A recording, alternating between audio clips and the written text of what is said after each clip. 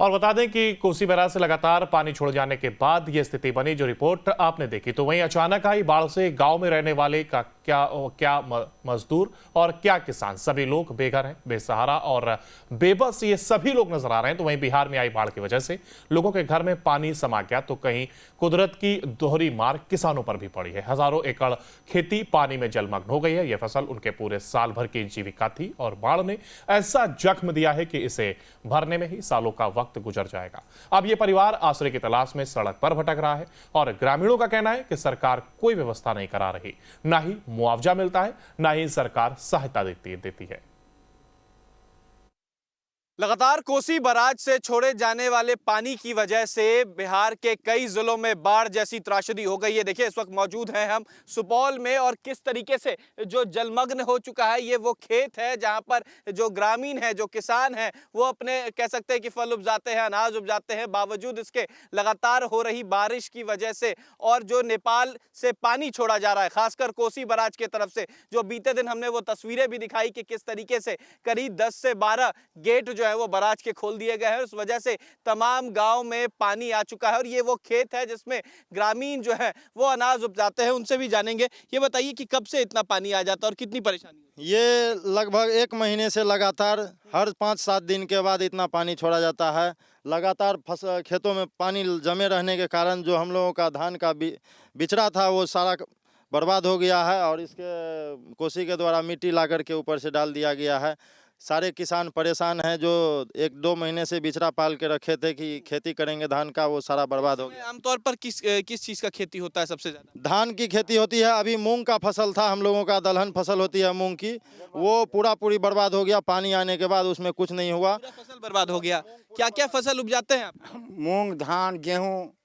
कितने दिन से जो बाढ़ का पानी आ गया है तो दिक्कत हो रही है? लगभग 1 महीना से क्या सरकार की तरफ से कोई सहायता हुआ या किसी के खाने की व्यवस्था या किसी भी तरीके की? कुछ नहीं हुआ है। हर साल ऐसे ही तबाही होती है। ऐसे तबाही होता है हर साल। देखिए, तबाही हर साल ऐसे ही होती है। ये पानी दिखा रहे हैं, ये पानी आमतौर पर बारिश होने की वजह से नहीं बल्कि बाढ़ आने की वजह से हुआ और ये पानी खासकर कोसी नदी से आ रहा है। देखिए, कोसी नदी लगातार उफान पर है क्योंकि नेपाल से जो पानी छोड़ा जा रहा है उसकी वजह से काफ़ी परेशानी हो रही है। और भी लोग हैं, ये वही लोग हैं जो लगातार यहाँ पर खेती करते आ रहे हैं, लेकिन बाढ़ की वजह से कह सकते हैं कि इनका जो खेत है, खलियान है, वो डूब गया है और दूर दूर तक आपको पानी नजर आएगा। ये तमाम वो रिहायशी इलाके थे गांव के जहां पर लोग रहते हैं। कितने दिन से यहाँ पर पानी लगा हुआ है? 1 महीना से। 1 महीना से लगा हुआ है जी। तो दिक्कत होता होगा काफी? दिक्कत बहुत होता है। कोई सरकार की तरफ से कोई व्यवस्था किया गया? सरकार की तरफ से कोई व्यवस्था नहीं है, कोई चीज़ का नहीं व्यवस्था है नहीं यहाँ, दिया जाता है। कुछ होने। तो फसल जो आप लोगों का तबाह होता है उसके तरफ से सरकार कुछ मुआवजा देती है? ना, अभी कुछ नहीं दिया है। कोई मुआवजा कुछ नहीं? कुछ नहीं। क्या कोई अधिकारी आए अभी? अभी तक इस फसल का कोई सर्वेक्षण नहीं किया गया है। कोई सर्वेक्षण नहीं। क्या आप लोग जो खेती करते हैं ये सब डूब जाता है तो सरकार कुछ पैसा वैसा दे रही है? नहीं देता है, कुछ नहीं, एकदम मर रहा है गरीब, कुछ नहीं कर रहा कुछ नहीं कर रहा है। खाने पीने के लिए कुछ भी नहीं? नहीं, कुछ नहीं, सरकार कुछ नहीं दिया है। बारिश आता है, घर वर भी डूबा है क्या? यहाँ नमक भी नहीं देता है। घर आंगन में पानी है। आंगन तक पानी पहुंच गया है। घर से हमरे और सारा घर डूब गया है सर। तो देखिए, ये कोसी नदी है, आपको दूसरी तरफ तस्वीर दिखाएंगे। कोसी नदी बह रही है और उसी में उफान आने की वजह से ये तमाम गांव जो हैं वो बाढ़ के पानी के चपेट में आ गए हैं और इसकी वजह से परेशानी हो रही है। कई और लोग हैं, ये वो ग्रामीण हैं, ये वही लोग हैं जो लगातार यहाँ पर खेती करते आ रहे थे, लेकिन हर साल इस महीने इसी तरीके की स्थिति होती है और सरकार कोई मुहैया कह सकते हैं मुआवजा जो है वो मुहैया नहीं कराती है। सरकार की तरफ से कोई सहायता मिला है? कुछ नहीं मिला है, कुछ नहीं मिला। कुछ नहीं। तो ये हर साल ऐसा ही होता है क्या? ऐसे होता है।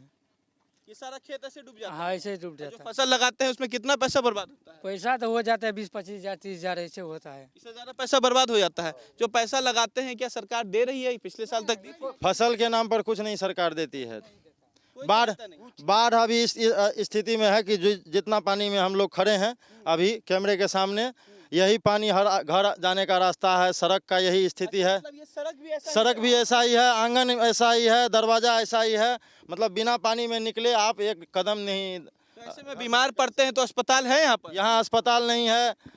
जो कोसी के बीच का क्षेत्र है, यहाँ दोनों तटबंध के बीच का, यहाँ कोई अस्पताल नहीं है, कोई साधन संसाधन नहीं है। अगर रात को कोई इमरजेंसी हो जाए तो उनको कोई देख, भगवान के भरोसे वो लोग नाम। कितना किलोमीटर दूर अगर अस्पताल की बात की जाए? अस्पताल यहाँ से 15 किलोमीटर दूर है। किलोमीटर दूर है। 15 किलोमीटर वो तटबंध के से 15 किलोमीटर दूर है। उससे पहले नदी के बीच में जो है यहाँ से तटबंध तक पहुंचने के लिए बहुत कठिनाई सामना करना पड़ता है लोगों को। 15 किलोमीटर से ज्यादा की दूरी यहाँ से सरकारी अस्पतालों की है और कह सकते हैं कि अगर परेशानी आती है तो एक तरफा नहीं, चारों तरफ से आती है। देखिए, एक तरफ कह सकते हैं कि कोसी नदी है जो लगातार उफान पर है और इसकी वजह से तमाम कह सकते हैं कि जगहों पर पानी आया है। केवल सुपौल की ही बात नहीं, मधेपुरा, मधुबनी, दरभंगा, कई ऐसे जिले हैं जो कह सकते हैं कि बाढ़ प्रभावित क्षेत्र हो चुके हैं। मुख्यमंत्री नीतीश कुमार ने कई बैठकें की, समीक्षा बैठकें भी की, लेकिन बावजूद इसके किसी को मुआवजा तक नहीं मिला। ये वो ग्रामीण है जिनकी वो दर्द नजर आ रही है। साफ इनका कहना है कि जो सरकार के तरफ से कहा जाता है वो किया नहीं जाता। कथनी और करनी में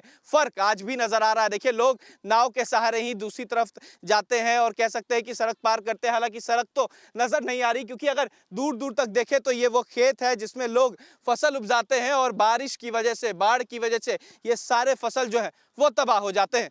वीडियो जर्नलिस्ट सत्येंद्र कुमार के साथ उत्कर्ष, न्यूज नेशन, सुपौल।